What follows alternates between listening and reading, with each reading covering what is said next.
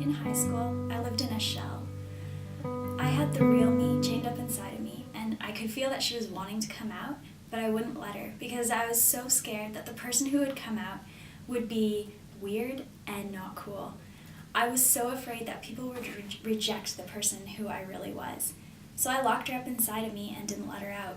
In social situations, I would feel like there was chains around my chest. I would feel like I couldn't move because I was watching myself so much and censoring my every move so that I wouldn't do anything that would make people reject me. I was succeeding for a while in my goal.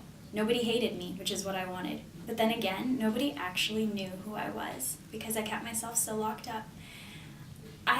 After a while, I started to realize that this was not the way I wanted to live.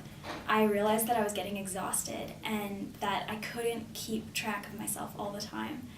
And I started looking around at people and realized that the people who I most envied and most wanted to be like were the people who could live life exactly the way they wanted. The people who were free to be themselves no matter what other people thought. And that's the way I wanted to be. I realized that if I wanted to truly live life to the fullest, I was going to have to lose my fear and just be myself no matter what people thought. I realized that somehow I was going to have to get out of my cage of fear. But it was a gradual process.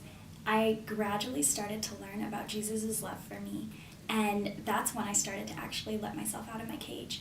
I started to realize that he was the only one who loved me exactly the way I was, and he accepted me the way that I am because he was the one who had made me. He had created the essence of my personality exactly the way he wanted it to be, and because of that, and because he's perfect and never makes a mistake, then I could know that I had nothing to be ashamed about in my personality. I realized that since Jesus had accepted me, I could in turn accept myself. But it wasn't, the real breakthrough didn't come until I realized that when I started acting on Jesus' acceptance for me, acting like it was true, like I knew it to be true, then I actually started to truly lose my fear of what other people thought about me. I realized that when I accepted Jesus' love for me and lived that way, and then applied that to my life, I could actually love other people the way Jesus had loved me. His love, perfect love for me, had taught me how to love people in turn. So I started to realize that I could focus on people, and when I focused on people, I'd forget about myself.